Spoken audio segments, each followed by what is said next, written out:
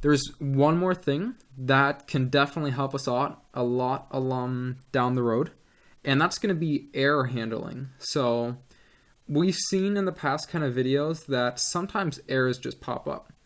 And usually when you're starting off and you're making simple programs, errors are usually kind of the programmer's fault. So like you forgot something, or something goes wrong, you didn't account for a certain situation. But other times, when you're going on, it could eventually not be your fault anymore. It could be kind of unavoidable things. For example, if you're importing big data tables and you're expecting numbers, but sometimes there's a not available, but you're trying to turn all the numbers from strings into floats. So for example, I'm importing a big data table and I get the number 123.4, for example. And every time I get a number, I just directly turn that into a float. So I go float of that number to make it a float, and then I'm going to get the number 123.4. So this all works fine. Now, there may be a float and it's going to say something like NA, so like not available. Now, this is just one of the numbers I'm going to get, and either I have to account for the situation, or this is going to give me an error. So this is, if I don't especially account for the situation, it's going to give me an error. And it could sometimes be, that you don't just have an NA in there, but you have a lot of different things, that you can't all take care of. You can't just account for every special situation. So what you can do is, instead of trying to say like if this or if that or blah, blah, blah, you can just use error handling. And you can say, let's try to turn this into a float. And if we can, great. If not, we'll deal with that when we get there. So everything that's going to be able to get turned into a float, we're going to do that. Otherwise, we'll just do something else with it, and we'll get there when we get there. So this is kind of the idea of error handling, that sometimes you may get stuff that's unexpected, or sometimes, for example, if you ask for user input, you can either try to cover all situations, or you can just, try, so error handle the input. And if you forgot to check for one situation, you can just, print back to the user, well, something went wrong with your input, please try again. And you can even tell them the error, for example. But that just kind of helps you manage, all these kind of flows and logic statements and, checking for everything. This error handling becomes really, really great for that. So we'll just see a couple of examples of that because it's really nice, it helps you get through a lot of stuff. It also helps you with debugging too. So yeah, let's just get into it. And so the first thing, or the way that we would approach it, error handling, is something called try, and the counterpart of it is an except. So this really means what what it says. Oh, maybe let's just comment this out on the top here so that we don't get any complaints from here. So what this means is try. So let's just try the following code. If it works, great. If not, then we enter the except. So it's almost like an if and else statement. But here we have now a try, so we're going to try the following. If it works, great, let's move on. If it doesn't work, we're going to enter this exception. So we're going to go except. So for example, let's try to print hello. And if we get an exception, we can just say print and then entered exception like this, and maybe lowercase. But yeah, so what we're doing is we're going to try to print hello. If it works, we're going to print it. If it doesn't, we're going to enter this. So let's see that in action. So now we see we print hello. And since we printed hello, we don't enter the exception. Let's make this mess up. So let's try to print the integer version of hello. And if we run this now we see, instead of getting an error, and instead of our code stopping, we just see entered exception. And our code technically still goes on. So for example, if we print here past exception, like this, so we have the try and we try to do this, and then otherwise we have this exception. And just to show you that the code actually goes on afterwards, we're going to have this past exception statement. And we're going to see here now we enter the exception, and now we're past the exception. So now our code doesn't stop when we run into an error, it just keeps going. And it does something special with the error. So another thing that you can do, for example, that's special to errors is something that you can try is you can try to make an integer version. So let's say we have the example above. So our keyword, let's create a keyword, and this is going to be, well, let's just start off with 1, 2, 3. So our keyword is going to be 1, 2, 3. And what we're going to try to do is we're going to try to print the integer version of our keyword, like this. And so sometimes we're going to make it work and other times not. And so, for example, so this is kind of similar to the reading in of data, but this is kind of a simplified version. So if we run this, we see now, well, we try to print the integer version of the keyword, which works. So we get 1, 2, 3. And we don't enter the exception, and now we're past the exception. Now if we try to, if our keyword is hello, and we try to print the integer version of that, we enter the exception, and then we go past the exception. Now something that we can do too, rather than doing something in the exception, we can also just not do anything. So the keyword for that would be pass. So what does that mean? So we have this try statement, and then we try to print the integer version of our keyword. If it works, great. If it doesn't, we're going to enter the exception. And now what do we do in the exception? Well, we pass. So what does that mean? Well, it means we don't do anything. So what this code is kind of doing is it's going to try to turn it into an integer. If it works, great, it's going to print it. If it doesn't work, it's not going to do anything. It's just going to skip it. It's just going to pretend it never happened. So either it's going to try to print the integer version of it, or it's just going to say, well, let's just move on then. Let's not worry about that. So that was something that didn't work, and I'm not going to be bothered with that anymore. So as we see here, if I run this, now I pass, so I don't do anything anymore. And if I put something afterwards, for example, if I print here, entered exception, like I had before, but it's after the pass statement. So similar to like if statements and loops and functions and everything else, if you have these colons here, everything that's beneath it that's indented is part of this statement. So everything, I can add more lines here, they all have to be indented. And just like here, I can also add more lines, they just all have to be indented. So if I run here and I pass, so well, technically I'm passing, but I still get this enter exception. So it's not a break, it's just a pass. So if I take this away again, for example, then we see nothing happens. So I don't actually have to put anything in here, I don't have to do anything. I can just use this pass keyword, which just means don't do anything. We're just going to leave it. And that's the reason that you kind of need this keyword is that you can't just leave something empty like this. So leaving something empty like this is going to give you an error, actually. So that's because if you put these colons here, you need something here. Python expects something to come. And now it's telling us this should be indented because it needs something to come here. And so it's telling us, well, the next thing that comes is this, but this isn't indented. And I need something to be in here, so this needs to be indented for this to work. So you can't just leave something blank, and that's why you have this pass keyword, so that you can put pretty much nothing inside. Yeah, so that's what we kind of see here. Yeah, so this is the try and accept. Something that you can also do is you can actually catch the error. So what we can do is we can try this, and then what we can get is we can say, well, accept, and we're going to catch this exception. And we're going to store this exception, and usually we'll just store it as E, so as the exception. And then let's just print the string version of E, just to be sure. Usually it should be string anyway, but you know, sometimes you run into some kind of problem somewhere. So just to be sure, we're going to print the string version of the exception. So let's run this, and then let's see what we get. So we see here, we try to print the integer version of hello, doesn't work, we go into accept. Now what we do here is we accept, and what we do is we kind of catch this exception. So this try here gives us back an error, or an exception, and we save that in E. So we take this exception and we store it in E, and then we print the string version of it.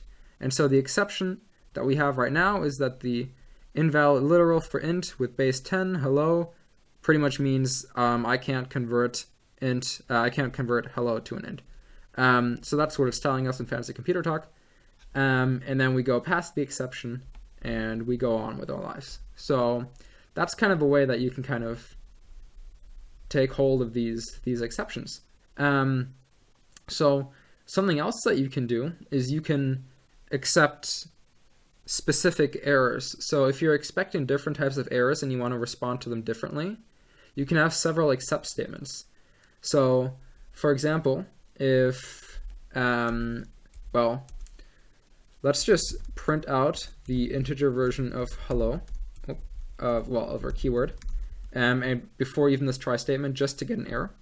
And we see here we get something called a value error.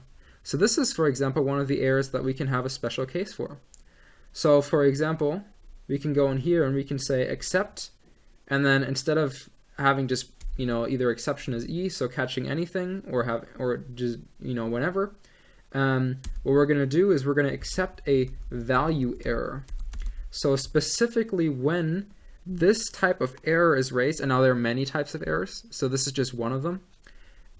Specifically when this type is raised, let's just print out got a value error, like this. So that's something that we can do. And if we run this, we see we're still running this, so we get the error from before. If we run this, we shouldn't get any error output. We should get the output that says we got a value error, but our program shouldn't crash like it did up here. So we see accept, and now we got a value error. And so we handle that appropriately, and now we say we'll print value error, just like that. Yeah, so we can have special exceptions here. We can also have another except here. So this is just going to be in case there's a value error. Then we kind of print it. So if this is kind of a special error, then we print it.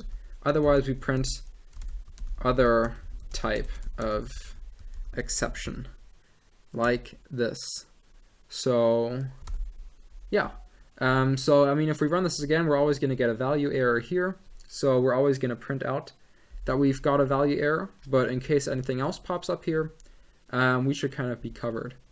So yeah, this is, you can just kind of add accept statements on. You can check for special kind of accept situations, and then kind of go on. Kind of like, it's really kind of like if and else statements. You just have to make sure they're not interrupted in any way. So an accept always has to follow a try, and then accept can follow an accept again, and stuff like that. But you're not allowed to have like an if statement in between here or something, or like a while loop or anything like that. They just have to kind of follow each other one by one. So that's how these exceptions work in this try. And something else that we can also add is, so there's another keyword. So just like in if, we also have the elif and the else. In try and accept, we also have something called a finally, like this. So, and what we can do here is we can just print finally. And so what this does is, no matter what happens up here, this is always going to be executed. So at the very end, this is always going to be called. So we're going to do everything we do up here, and then finally we're going to do this. So let's see that in action. So we see we try something and we get an error. Well, we get a value error, so we print got a value error, and now we do the finally, and now we're past the exception. So this finally is kind of like, well, we do all our error handling up here, and we check for special errors, and we do certain things, and then finally at the very end we do this. So that's how this try accept finally works. Yeah, so maybe also to show you, so there is another thing that I wanted to show you, and that's called raising an exception, or raising an error. And we can actually try now to skip this value error. So what we can do is, instead of printing something, we can manually raise an error. So rather than typing something wrong like we had with this print and keyword, we can raise a value error, for example. And now what this does is, even if your code succeeds, or if it would have succeeded, you're telling, you're kind of going through the program and saying, well, I got an error. But your program may not be the one that's saying I got an error. You're the one saying I got an error. And so this may be, for example, if you're checking for specific situations, and even though they're different types of errors, but you want to handle them the same way, then you can raise a value, or you can raise not just a value error, but any type of error really. But this just kind of lets you define yourself what you want the error to be, rather than having the computer tell you what it wants. So if we run this, for example, and we try, and what we do is we raise a value error, then we print we got a value error. Now let's say if we don't raise a value error, but if we raise something like a name error, so this is just another one of those error names, and like I said before, you'll see these errors down here. If your code ever goes wrong, you'll just see a bunch of these errors here. Where else do we have one? We got a bunch of value errors, but there are other types of errors depending on what you're doing. So now we're going to raise a name error, and what we're going to see is we're actually not going to go into this value error, because so what we do is we try something, and what we do is we raise a name error. And so since we raised an error, we're going to catch it in one of these exceptions. And it's not a value error, so we're not printing got a value error here. It's a name error. And so that falls in our other type of exception here. And so we print we got another type of an exception. And then finally, we just print finally, and then we're past the exception like this. So this is we can just kind of manually raise errors here. And if we kind of want our program to stop, so what we can do is we can raise the error in the try, and then we can actually raise it again afterwards. So if we run this now, then what we see here is, well, first we try, and what do we try is, well, we raise a name error. So we're trying to raise a name error, and we do that successfully because we're just raising an error. And now this error is going to get caught by one of these exceptions. And it's not going to get caught by this value error exception because it's a name error. So it's not going to print got a value error, but it is going to be caught by this except. And so we're going to print another type of exception. So that's what happens first. Then we execute the finally. So we print finally, and then we actually get this raising of this error that we have here. So what we see is, well, our program crashed because we manually told it to crash. And it's because we raised a name error, like this. And so we see, like before, we had value error and a bunch of descriptions, and it's telling us where it went wrong. Same thing here, it's telling us where we went wrong. We went wrong in line 11, which is here. That's where we raised our error. And what we raised is just a name error. And so that's what we see here. So we can kind of manually crash our programs too if we want. We don't just have to rely on the computer to do that. And so, for example, if we take this away again, then our program's not going to crash. But if we leave it there, then we're actually going to raise the error again, and then it's going to crash, just like that. Yeah, so error handling may look a little bit weird first. And maybe what we can do is we can also just kind of catch the exception again as E, because you're going to be catching exceptions a lot because you want to know what went wrong. And so instead of raising the error, let's print the string of the error. So we're getting this error back, or this exception back, and we're catching it. So that's what you're kind of doing. You're trying, and then you raise an error, and then you kind of catch it through an except statement. And now we kind of save this except statement, or this exception in E, and so we can print it, and so that we can actually see what went wrong. And so if we run this, we see, well, we actually don't see anything because we didn't put anything in here. So what we can do is we can raise the name error and say error, just like this. And so if you run it now, then we see this is kind of the message delivered with the error. So the message delivered with the error in this case is error. If I change this to error 1, for example, the message is going to be delivered as error 1. If I once again here try to print the integer version of our keyword, which is still hello, and well, maybe I don't have this because it's going to be in value error, but we actually want to catch it. So we're going to see here we get another type of exception just because we commented this out, and we catch this exception as E, so we kind of store it in E, and then we print out the string version of E after the other type of exception, and so we print out the error here, but we don't stop our program. And so this kind of lets us continue to run our program, but all the errors are printed to the screen, and so we can kind of see what went wrong without distributing without disturbing the rest of the program flow.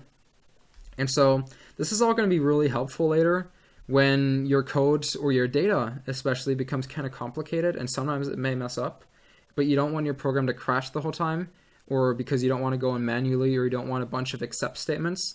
So you're just going to try to do everything, and in case something goes wrong, you can just ignore it, and you can print the error to the screen to kind of know what went wrong, and you can think about then, should I worry about it? Like, if it's an not available statement, then you're going to say, well, I'm not going to really worry about that. So if it says, the error is a value error or something, and then you print out, I got an NA or something, then that's fine. You don't want to do anything about that.